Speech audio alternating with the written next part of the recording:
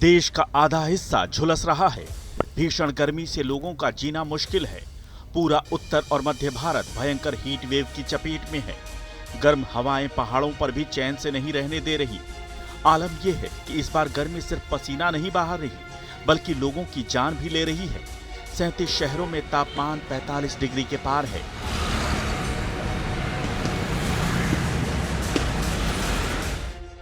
गर्मी की मार से दिल्ली, हरियाणा, उत्तर प्रदेश, मध्य प्रदेश, बिहार, आंध्र प्रदेश और तमिलनाडु सबसे ज्यादा परेशान हैं।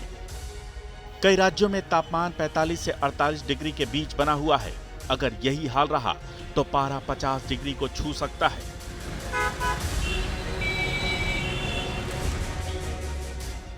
और अगर ऐसा हुआ तो मानव जीवन के लिए बड़ा खतरा बन जाएगा।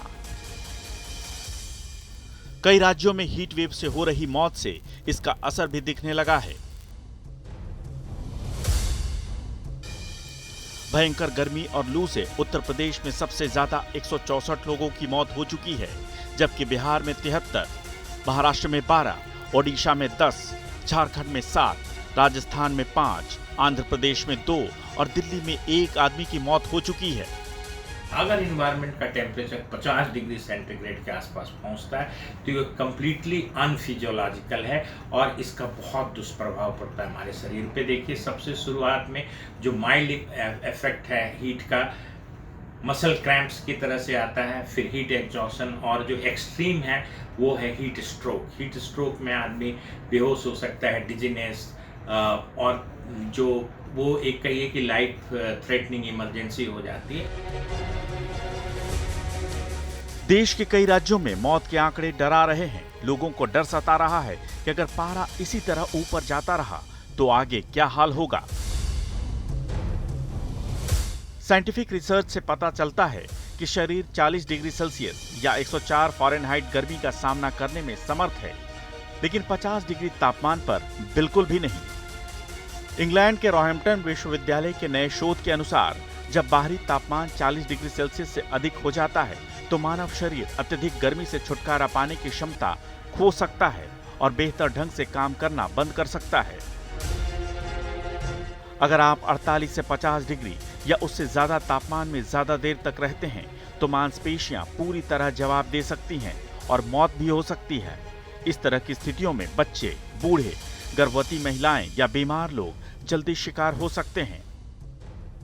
ऐसे मौसम में शरीर गर्मी से उबरने के लिए तेजी से पसीना निकालने लगता है, फिर शरीर में डिहाइड्रेशन की जानलेवा स्थिति बन जाती है।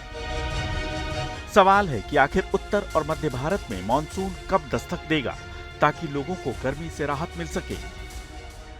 मॉनसून ने इस बार अनुमान से एक दिन पहले यानी 30 मई को केरल में दस्तक दे दी है। अब मॉनसूनी हवाएं तेजी से पूर्वोत्तर की तरफ बढ़ रही हैं। 8 जून तक मॉनसून दक्षिणी भारत और पूर्वोत्तर के लगभग सभी राज्यों में पहुंच जाएगा। इसके बाद पश्चिम बंगाल, बिहार, मध्य प्रदेश, दिल्ली और राजस्थान की तरफ बढ़ेगा। उत्तर भारत में बंगाल, बिहार में मानसून क्रमशः पहले आ जाता है। उत्तर प्रदेश और एनसीआर के क्षेत्र में मानसून काफी विलंब से जून के आखिरी सप्ताह में आता है। जून के फर्स्ट वीक के पश्चात, प्रथम सप्ताह के पश्चात धीरे समुद्री हवाओं का आना प्रारंभ हो जाएगा। जैसे ही समुद्री हवाएं उत्तर भारत में प्रवेश करेगी, गर्मी से अपने आप निजात मिल जाएगी। मध्य प्रदेश में 15 जून तक मानसून की पहली लहर आने की संभावना है, जो इंदौर और आसपास से होकर गुजर जाएगी। 20 जून तक यहां मानसून की दूसरी लहर आएगी। वहीं महाराष्ट्र में 10 जून, छत्तीसगढ़ में 15 जून, बिहार और झारखंड में 15 से 18 जून और यूपी में 20 जून तक मानसून आने की संभावना है।